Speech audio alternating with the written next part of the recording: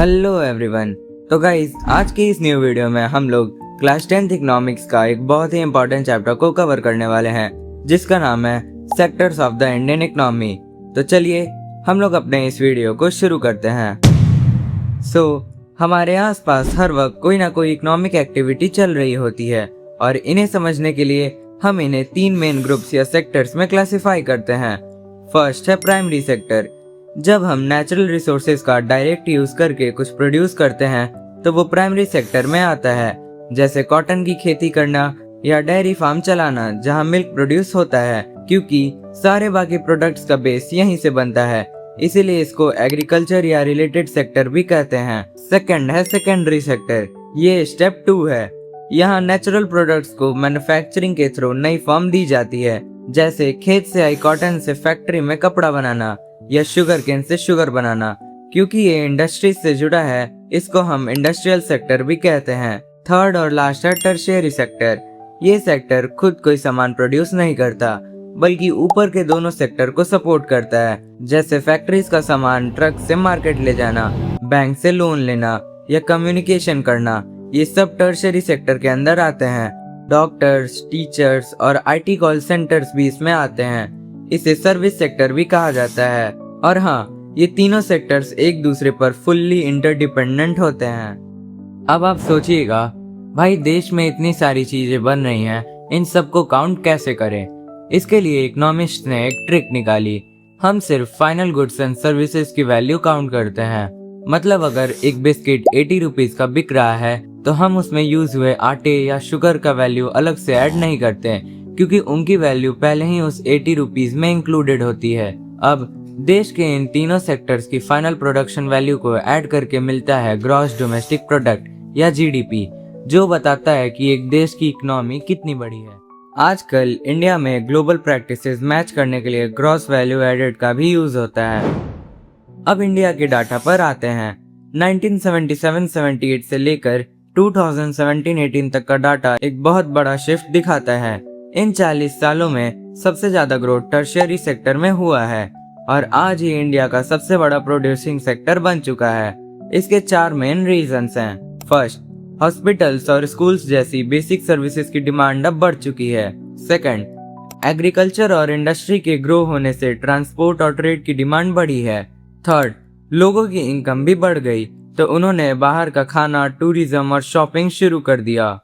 Fourth, information technology और internet का भी बूम आया और इन सब रीजंस की वजह से हमारा टर्शियरी सेक्टर सबसे रैपिडली ग्रोइंग सेक्टर बन रहा है। अब यहाँ एक मिस्ट्री है। सर्विस सेक्टर पैसा तो सबसे ज्यादा बनाता है, पर आज भी लोग सबसे ज्यादा प्राइमरी सेक्टर में काम कर रहे हैं। अब ऐसा क्यों है? क्योंकि सेकेंडरी और टर्शियरी सेक्टर में लोगों के लिए उतनी जॉब्स अवेलेबल नहीं है। अब ये सब की वजह से एग्रीकल्चर सेक्टर में एक बहुत बड़ी प्रॉब्लम आती है, जिसे अंडर एम्प्लॉयमेंट या डिस्गाइज एम्प्लॉयमेंट कहते हैं। चलिए आपको इसे एक स्टोरी से समझाते हैं। लक्ष्मी नाम की एक छोटी सी किसान है, जिसके पास थोड़ी सी जमीन है। उसकी फैमिली के 5 मेंबर साल भर उस जमीन पर काम करते हैं। दिखने में तो ऐसा लग रहा होगा कि सब बिजी हैं, राइट?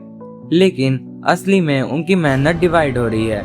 अगर उनमें से 2 लोग फैक्ट्री में काम करने चले जाएं, तब भी खेत का प्रोडक्शन उतना ही रहेगा। उन 2 लोगों के खेत में होने या ना होने से कोई फर्क नहीं पड़ता। यही है डिस्गाइज अनएम्प्लॉयमेंट। और ये प्रॉब्लम अर्बन एरियाज में पेंटर्स, प्लम्बर्स और ठेले वालों के साथ भी होती है, जिनकी डेली अर्निंग बहुत कम है।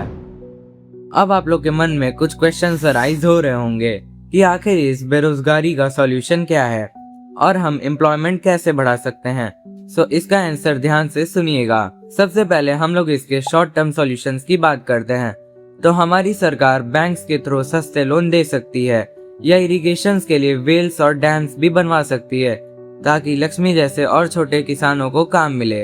और रूरल एरियाज में पल्सेस मिल या कोल्ड स्टोरेज भी खुलवा सकते हैं, जिससे जॉब्स और भी बढ़ेंगी। फिर हम लोग बात करते हैं इसके लॉन्ग टर्म सॉल्यूशंस की। नीति आयोग कहता है कि अगर हम लोग एजुकेशन सिस्टम को इम्प्रूव करें तो 20 लाख और नई नौकरी क्रिएट होगी, और टूरिज्म सेक्टर को इम्प्रूव करने पर हर साल 35 लाख से ज्यादा नौकरियां मिलेंगी। इसके अलावा सेंट्रल गवर्नमेंट ने भी एक लॉ बनाया है। पहले इसे मनरेगा कहते थे। ये 2005 में लागू हुआ था, जिसके अंदर गांव के जरूरतमंद लोगों को 100 दिन का गारंटीड एम्प्लॉयमेंट का वादा किया जाता था। 2025 में इसका नाम बदलकर विकसित भारत गारंटी फॉर रोजगार एंड आजीविका मिशन कर दिया गया। ये राइट टू वर्क इंश्योर करता है। अब गाइस, इस सेक्टर को डिवाइड करने का एक और तरीका होता है, जो कि वर्किंग कंडीशंस के बेसिस पर। एक तरफ है हमारा ऑर्गेनाइज्ड सेक्टर। इसमें हम लोग एग्जांपल लेंगे कांता की। कांता डेली ऑफिस जाती है, उसका टाइम शेड्यूल भी फिक्स है, रेगुलर सैलरी मिलती है, प्रोविडेंट फंड मिलता है और मेडिकल बेनिफिट्स और पेड हॉलीडेज भी दी जाती हैं। ये सेक्टर रजिस्टर्ड होता है और गवर्नमेंट के रूल्स को फॉलो करता है। यहाँ जॉब सिक्योरिटी भी होती है। और वहीं दूसरे तरफ होता है अनऑर्गेनाइज्ड सेक्टर। इसमें हम लोग एग्जांपल लेंगे कांता के पड़ोसी की, जो कि है कमल। कमल ग्रोसरी शॉप में डेली वेज लेबरर है। वो सुबह से रात तक काम करता है, पर ना उसको छुट्टी का पैसा मिलता है और एम्प्लॉयर कभी भी उसे नौकरी से निकाल सकता है। ये सेक्टर छोटा, बिखरा हुआ और गवर्नमेंट के कंट्रोल से बाहर होता है। लैंडलेस फार्मर्स, स्ट्रीट वेंडर्स और कैजुअल वर्कर्स इसी में आते हैं। इन वर्कर्स का एक्सप्लॉयटेशन होता है, इसीलिए इनको प्रोटेक्ट करना और सपोर्ट करना गवर्नमेंट के लिए बेहद जरूरी है। अब हम लोग अपने लास्ट टॉपिक की तरफ बढ़ते हैं। ओनरशिप के बेसिस पर हम अपनी इकोनॉमी को पब्लिक और प्राइवेट सेक्टर्स में डिवाइड करते हैं। सबसे पहले बात करें हम लोग पब्लिक सेक्टर की, तो यहाँ एसेट्स सरकार के पास होती हैं और वहीं सर्विसेज देती है। फॉर एग्जाम्पल रेलवेज या पोस्ट ऑफिसेज। इनका मेन गोल प्रॉफिट कमाना नहीं, बल्कि पब्लिक का फायदा करना होता है। फिर है हमारा प्राइवेट सेक्टर। यहाँ एसेट्स प्राइवेट लोगों या कंपनीज के हाथ में होती हैं। फॉर एग्जाम्पल टिस्को या रिलायंस इंडस्ट्रीज। इनका मेन मोटिव होता है सिर्फ प्रॉफिट कमाना। अब कुछ चीजें जैसे रोड्स, डैम्स बनाना, बच्चों को क्वालिटी एजुकेशन देना या सस्ते राशन शॉप्स चलाना इतने महंगे होते हैं कि प्राइवेट सेक्टर इन्हें अफोर्डेबल दाम पर नहीं दे सकता। इसीलिए गवर्नमेंट को भी इन पब्लिक वेलफेयर के कामों पर भारी खर्च करना पड़ता है। सो गाइज, यही था हमारा पूरा chapter sectors of Indian economy. उम्मीद है आपको ये पूरा चैप्टर समझ में आ गया होगा। So thanks for watching and मिलते हैं नेक्स्ट वीडियो में। तब तक कीप एनिमेटिंग योर ब्रेन।